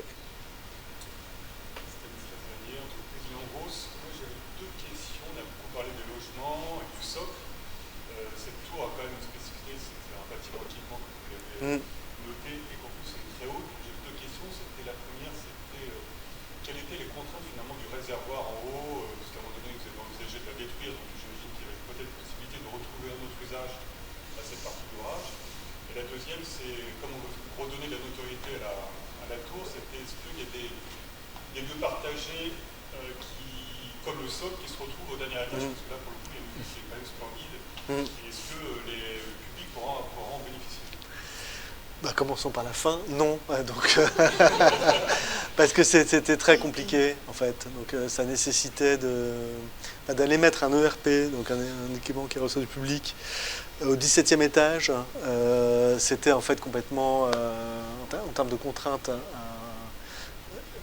Voilà, ça va rester un réservoir. C'était très compliqué. Oui, le réservoir est toujours en service. Par ailleurs, c'est ce que j'allais dire, c'est que le réservoir est en service et donc va rester en service. Donc il y a prévu d'ailleurs dans les travaux prévus par Logéo, il y a une partie qui comprend la rénovation du réservoir, travaux qui étaient initialement prévus par la communauté de communes et qui sont délégués à l'OGESN parce que ça permet de faire un seul chantier. Mais en tout cas, le réservoir reste réservoir et ne devient pas une sorte de penthouse chic. Tu t'es réservé le dernier étage. Alors, voilà. juste peut-être pour expliquer le principe d'un château d'eau, parce que moi je l'ai découvert en travaillant sur les deux anecdotes sur le château d'eau rapide. La première, c'est que la femme de l'architecte et ingénieur qui a construit, la fille de l'ingénieur architecte qui a construit la tour, qui lui est décédé maintenant, et sa fille est assez âgée, m'a raconté qu'elle petite fille, elle se souvient du remplissage du réservoir. Et que quand son père, donc elle était présente au moment du remplissage du réservoir avec son père, et quand ils ont rempli le réservoir, la tour s'est enfoncée de plus d'1 mètre. Mais c'est prévu. C'était totalement calculé, etc. Mais c'était prévu que la tour s'enfonce, et la tour s'est enfoncée sous le poids de l'eau qui était contenue dans le réservoir. Rassurant, hein. Donc ça, c'est le premier. Super, j'étais pas au courant de l'anecdote. Je sais pas si je vais m'occuper de ce chantier. Donc ça, c'était la petite anecdote. Et la deuxième anecdote, c'est que en réalité, un château d'eau, ça ne sert pas à distribuer l'eau. Ça sert simplement par le poids qu'il y a dans l'eau à créer de la pression sur des petits tuyaux qui permettent de réguler finalement le flux de réservoirs d'eau qui sont donc ça amène de la pression en réalité. Ça permet simplement d'amener une sorte de régulation de pression parce que l'eau pèse sur l'ensemble et donc en gros c'est comme une pile, en gros on recharge quand il n'y a pas de besoin de grosses besoins de pression, on recharge l'intérieur du réservoir avec de l'eau progressivement au moment où il n'y en a pas besoin. Et puis, quand il y a besoin d'eau, c'est le poids de la colonne d'eau qui va être pluguée sur le réseau, qui va permettre d'accélérer et de ramener de la pression à l'ensemble. Et il y a un dispositif ultra moderne et très récent qui a été inventé pour pallier à ça il y a quelques années qui s'appelle une pompe. Et aujourd'hui, c'est plutôt ça qu'on utilise. C'est ce qui explique que vous voyez beaucoup moins de châteaux d'eau. Puisque les gens maintenant, puisque globalement on utilise des pompes. Donc on pourrait tout à fait utiliser des pompes pour amener la pression nécessaire à la distribution de l'eau à Coqueriville, mais le réservoir étant là, c'est sûr que c'est plus économique de garder le réservoir tel qu'il est.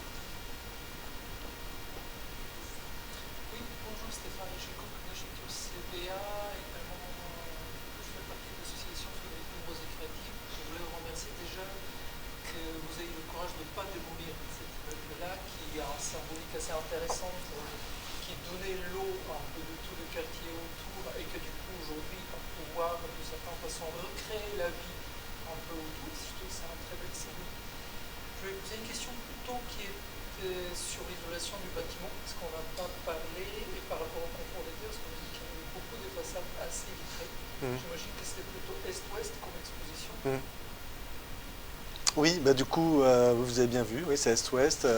Et donc, il y a tout un tas d'occultations extérieures en fait, qui sont prévues dans le module de façade préfabriqué. Après, c'est un bâtiment qui est aujourd'hui assez vitré,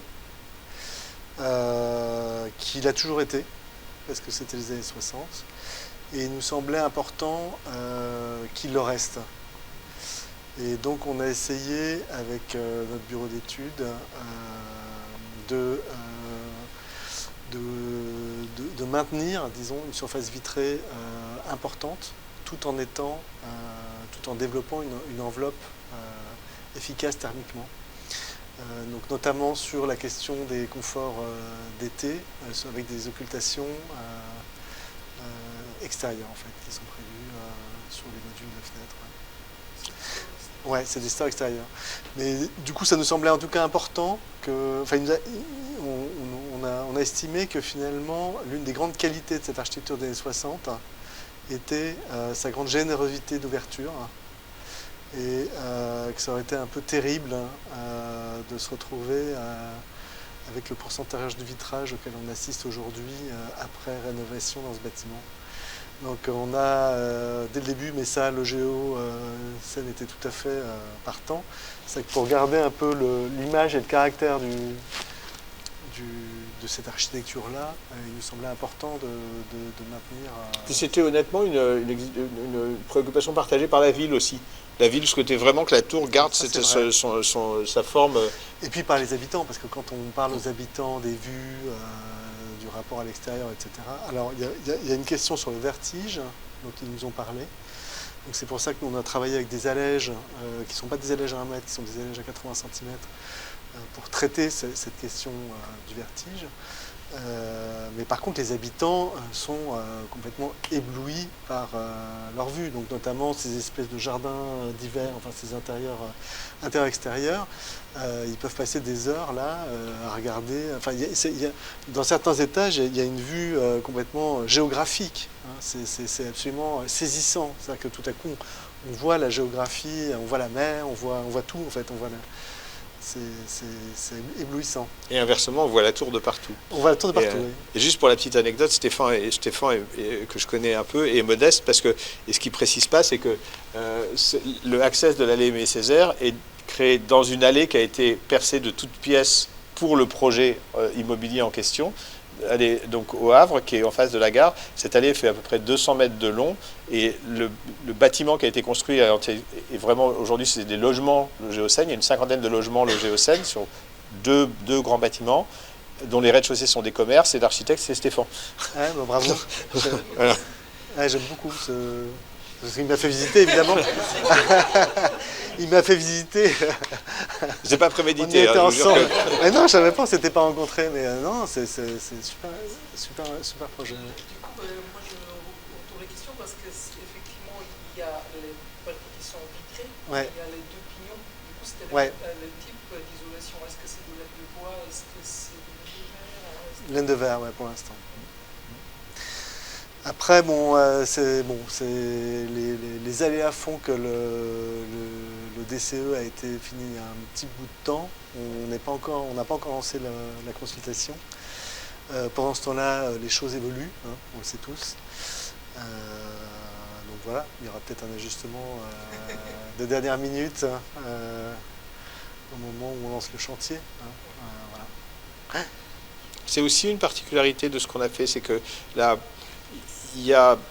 on a fait le choix de ne pas totalement résoudre la totalité des questions techniques avant le DCE, Ouais.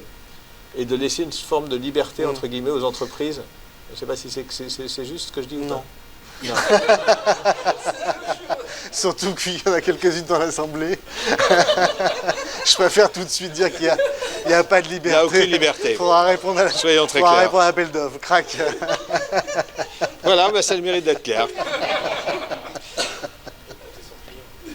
Donc on a un manque de concertation. Non, mais Il y a un bon. moment, il y a un stade Non, mais par contre, d'idéation, et il y a un moment, Disons ça que calme. les architectes, les entreprises, enfin tous les bureaux d'études qui sont là savent tous que les choses vont vite en ce moment. Et c'est vrai qu'en un an, il peut y avoir tout un tas de choses de réglementation, de nouveaux matériaux. Non, mais excuse-moi, processus pardon, Jean-François.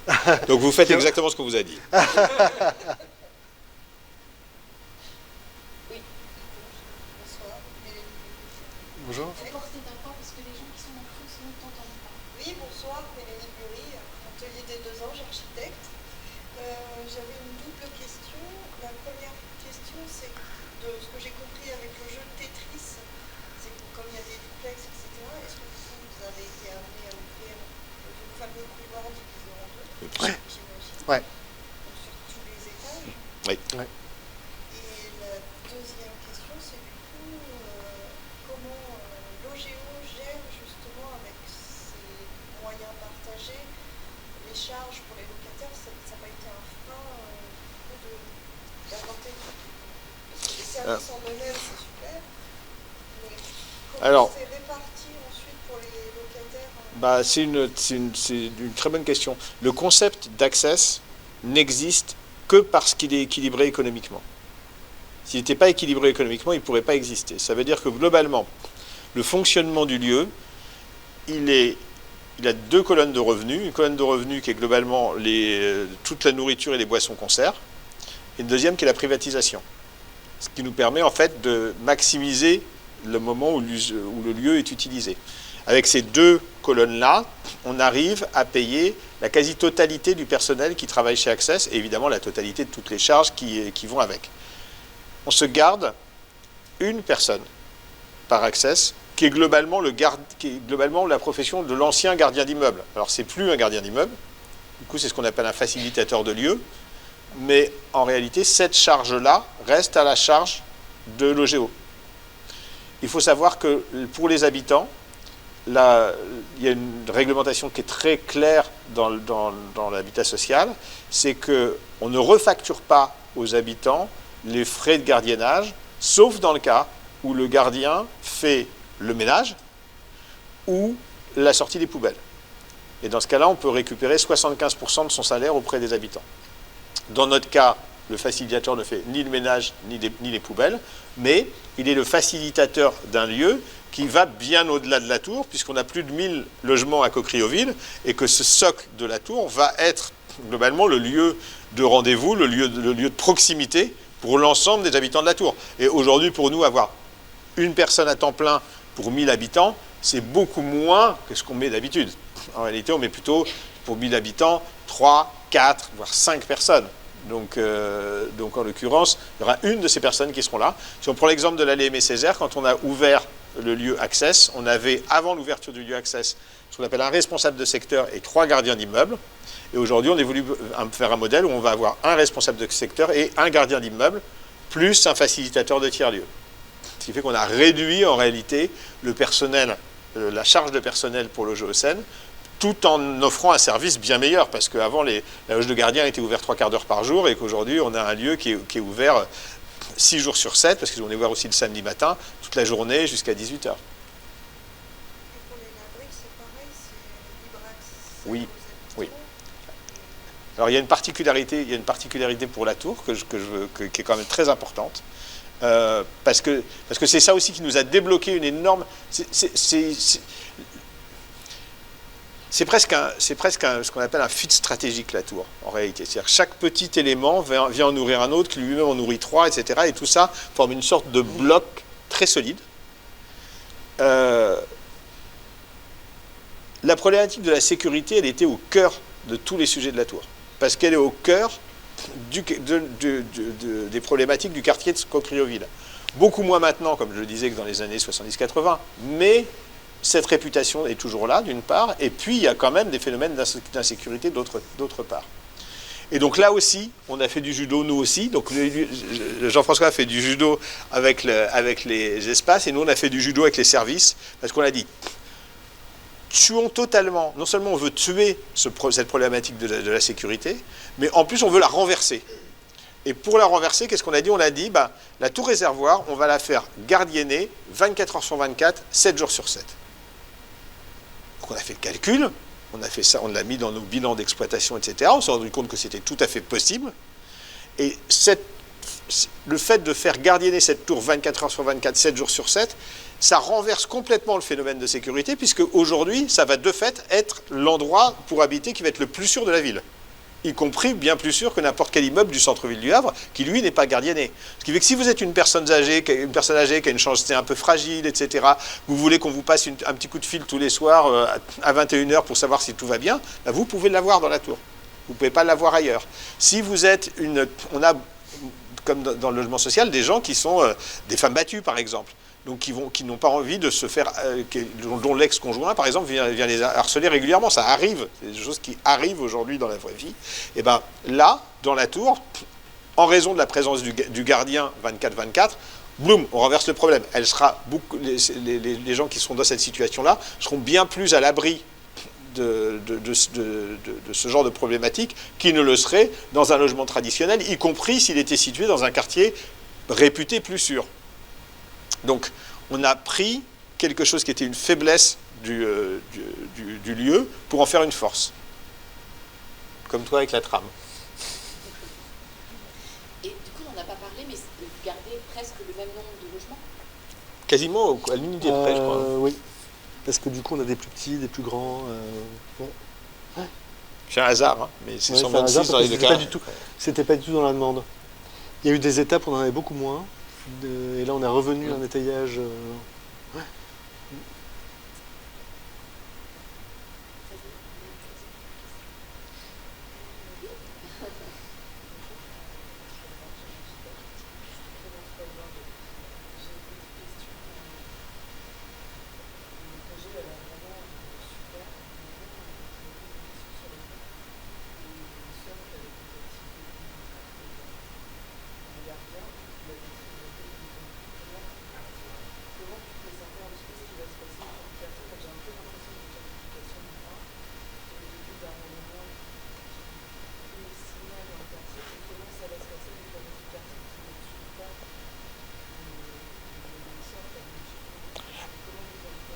Alors c'est une très bonne question. Donc déjà, ça demande pour pouvoir y répondre que je vous dise 2 mots du quartier en général. Il a beaucoup été réhabilité déjà, ce quartier.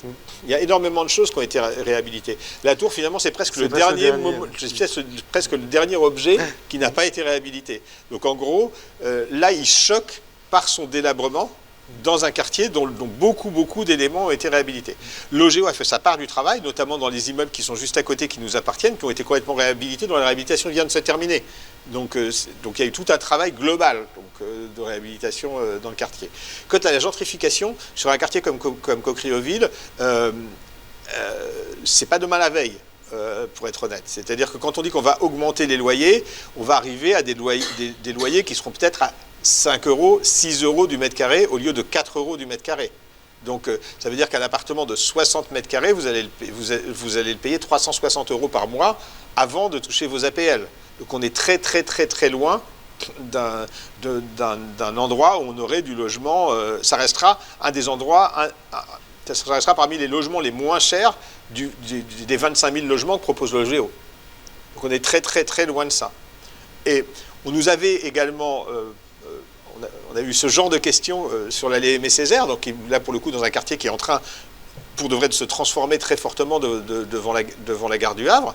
Mais non, nous, notre métier, c'est de faire du logement abordable. On continue à faire du logement abordable, et c'est justement parce qu'il y a des acteurs comme nous qui peuvent faire du logement abordable dans des quartiers qui sinon seraient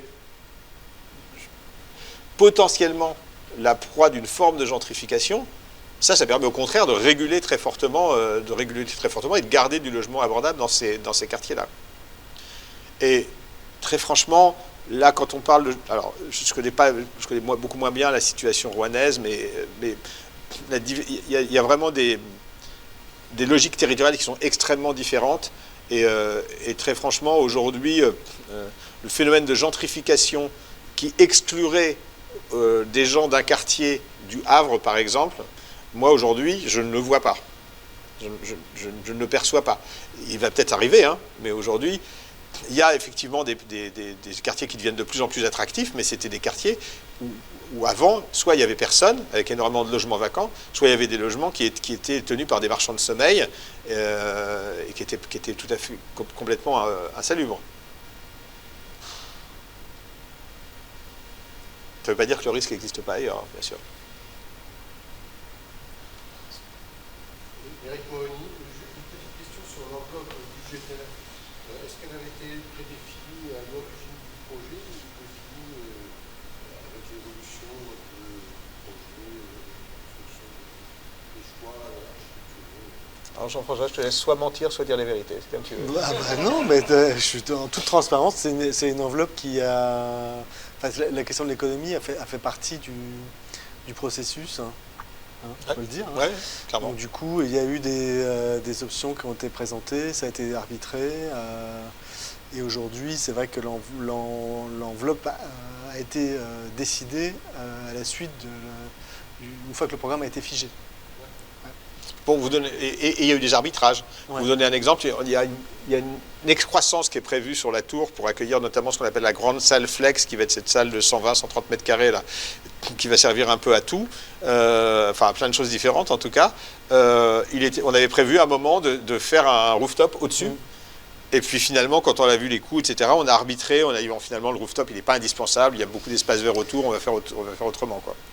Donc c'était l'un des, en tout cas là pour le coup pas partagé avec les habitants, mais en tout cas entre nous, entre le maître d'ouvrage et le maître d'œuvre, c'était l'un des points qui a été discuté très régulièrement, et c'est une enveloppe qui a varié beaucoup.